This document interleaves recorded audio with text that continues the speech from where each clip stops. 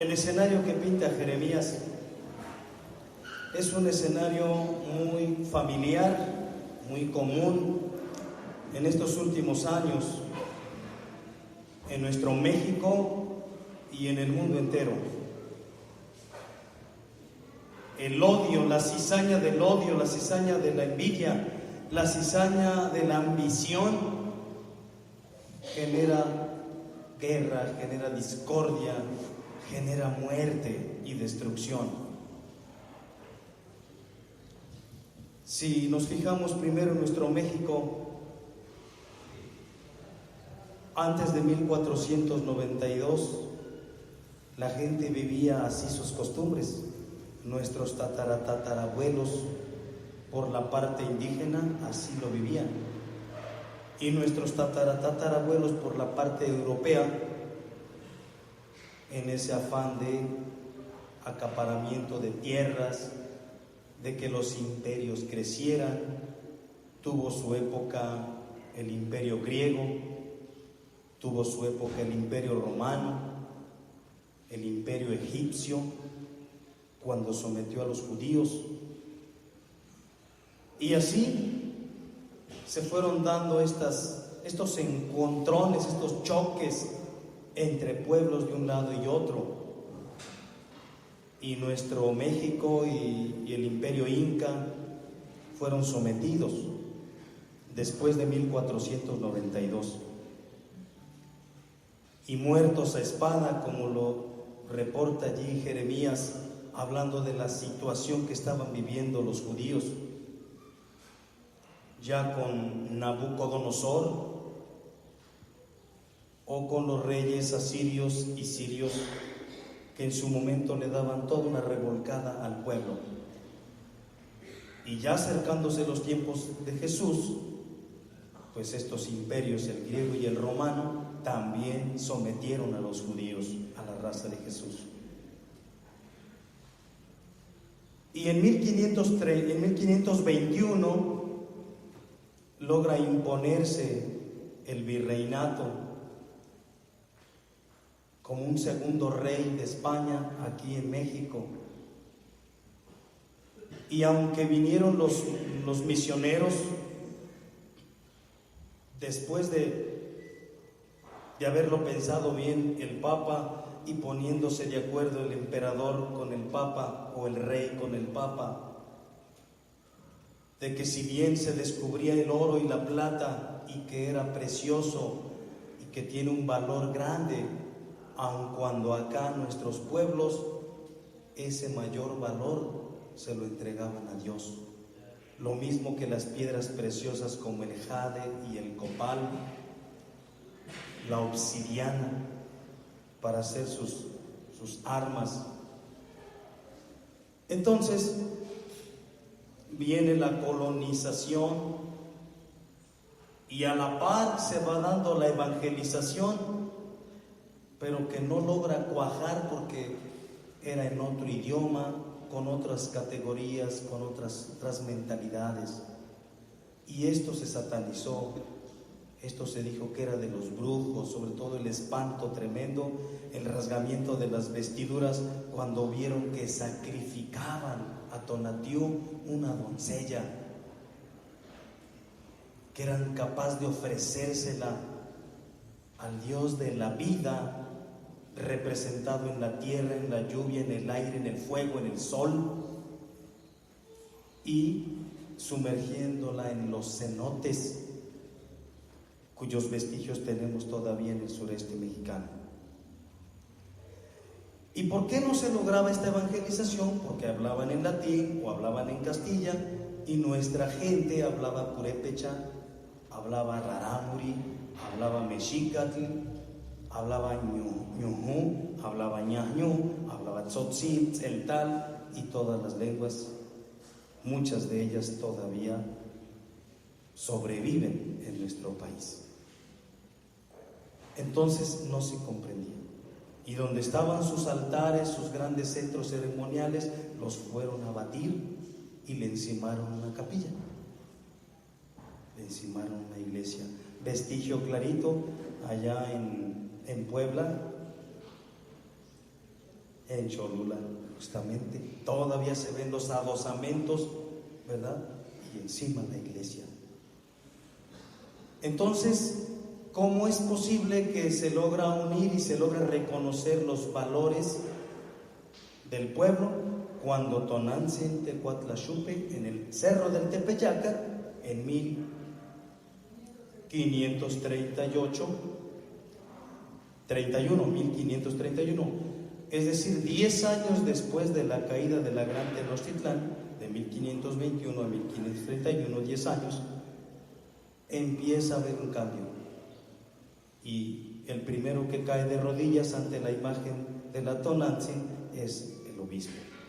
Pero hasta que vio Fray Juan de Zumárraga, hasta que vio esa imagen, ese códice que lo convence con las flores y los cantos que escuchó Juan Diego y cómo se lo platicó en el Nican Mopogua. Ahí se recuerda esa historia. ¿Y cuántos años pasaron para reconocerle a este indio la santidad? ¿Cuántas centurias pasaron? Decía yo que apenas hace 16 años, ¿verdad?, el Papa vino a reconocer eso.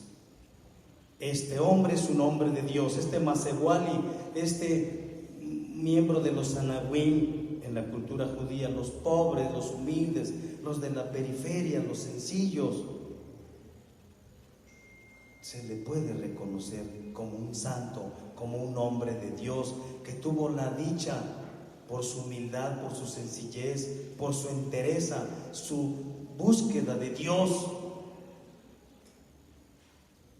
Y la Virgen entra aquí, como entró en las bodas de Caná para interceder y arrebatar el primer milagro, entra también aquí para devolverle la madre que se le había quitado a nuestros pueblos.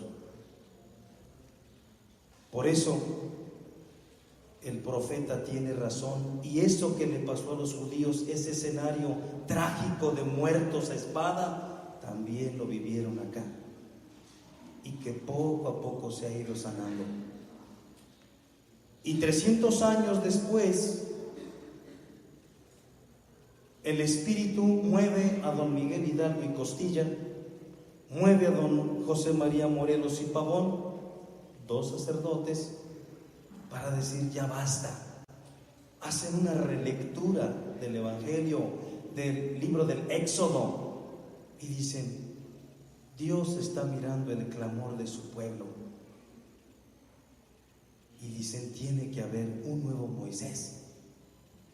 Y se organizan con los indígenas, se organizan con el pueblo herido y maltratado, esclavizado, y empieza la lucha. 11 años después, logra el ejército trigarante en 1821, y Vicente de Guerrero Saldaña y Agustín de Iturbide Aramburo entran triunfantes con las 3 garantías para la nueva república: religión, unión, independencia. Pero fueron 11 años de lucha, fueron 300 años de sometimiento fuerte, 11 años de lucha, y a los 100 años como que las cosas no quedaron muy arregladas, porque no se expulsaron a todos los españoles, se quedaron hijos, nietos, sobrinos, de los cuales venimos nosotros. Por eso los Pérez, por eso los Gómez, por eso los Hernández, por eso los Fernández, etcétera. Los indígenas no se apellidan así.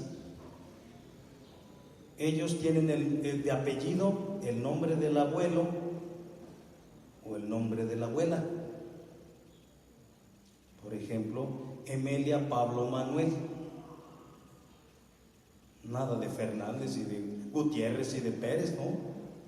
Así se distingue, pues, la raza originaria, y conservan así. Pero nosotros, pues sí, somos Gómez, o somos Pérez, o somos Fernández, o somos Hernández, porque ya somos derivados del castellano. Tenemos sangre castellana y tenemos sangre indígena. Ojalá pudiéramos ir valorando y rescatando la originalidad de nuestras culturas, de nuestros pueblos. Y entonces, en 1910, con Zapata en el sur y Doroteo Arango en el norte, el Centauro del Norte, empieza otra vez la lucha. Porque quedaron todavía los latifundistas, los terratenientes, los grandes hacendados, y pues se seguía la opresión, bajita la mano, pero seguía todavía. Y fruto de esa revolución, pues aparte del PRI, el Partido Revolucionario Institucional, que ahorita está en decadencia porque todo lo que sube baja, y cuando el Imperio Romano subió y se corrompió en la moralidad terriblemente, también bajó. Como está a punto de colapsar el neoliberalismo, está a punto de colapsar ese sistema. Y entonces surge, aparte de ese partido, surge el ejido, que es lo que le permitía a la gente ahora tener la tierra, trabajarla como decía Zapata, pero irla transfiriendo, o sea, no vendiéndola. Y eso le garantizaba a las familias que siempre tuvieran tierra para trabajar. Después vino el procede, vino aquello del derecho pleno, y entonces pues ya el ejido se va resquebrajando cada vez más y va imperando la propiedad privada, y pues se corre el riesgo de que otra vez en los lugares donde se tiene tierra comunal o se tiene ejido, pueda haber quien tenga dinero, pues pueda ir comprando tierra y tierra y tierra, y volvemos a lo mismo, no más que así como más suave, más sutil. Por eso el profeta no está fuera de onda, no es cosa del pasado.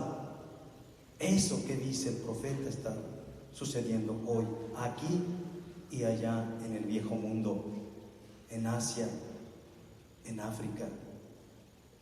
Acá, por la búsqueda de la riqueza, por la búsqueda, la intromisión de las transnacionales, las mineras canadienses. Allá, en la búsqueda de los diamantes. Pero hay una esperanza siempre. Jesús sabe que las semillas de cizaña no están solitas. Hay semilla de trigo bueno, hay semilla buena.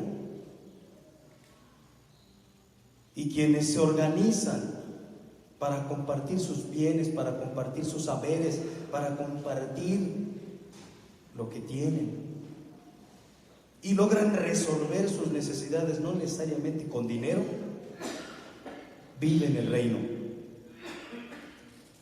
Quienes saben decir sí al trabajo común organizado, quienes saben decir no al individualismo, no a la libre competencia, quienes resisten, ¿verdad?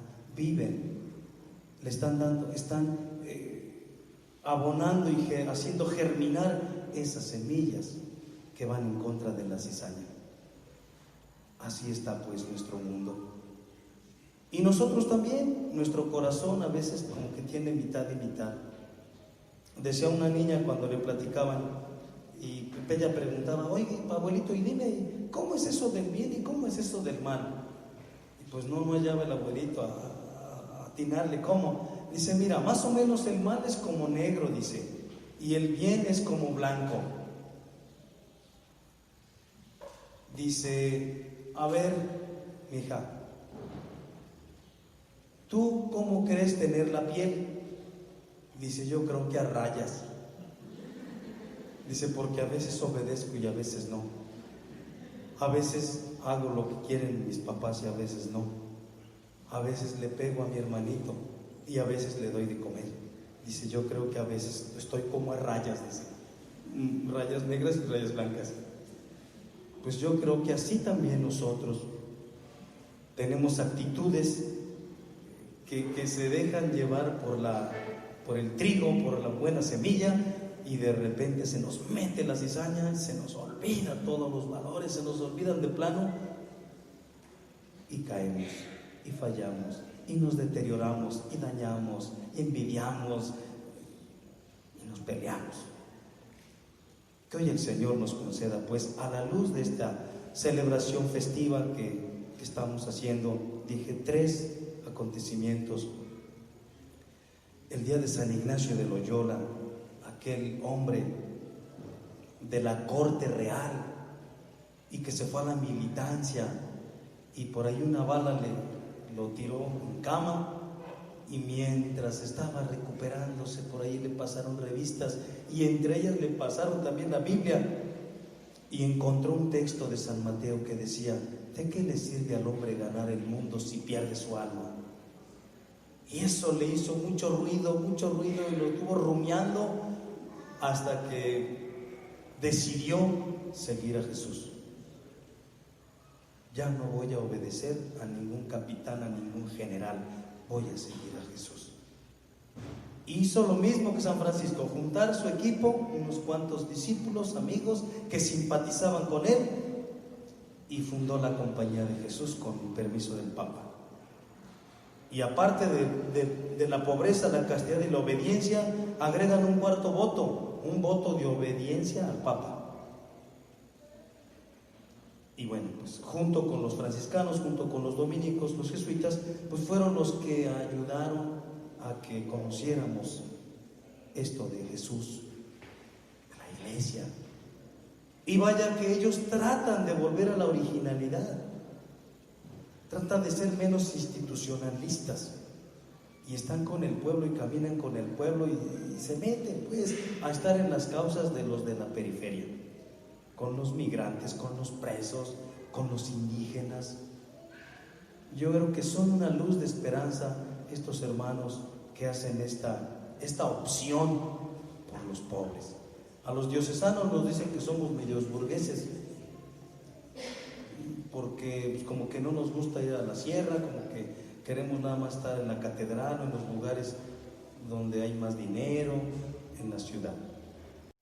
Y entonces yo siempre les dije que no era así, que sí hay diocesanos que se la rifan y que se enfrentan, ¿verdad?, al maligno, que se enfrentan duro al sistema de opresión, y pues se confunden con el pueblo, como esa indicación que nos da el Papa de que el buen pastor tiene que ir adelante, a veces tiene que ir en medio y a veces tiene que ir atrás, y tiene que saber cómo acompañar, no hacer dependiente al pueblo de él, pero sí acompañar,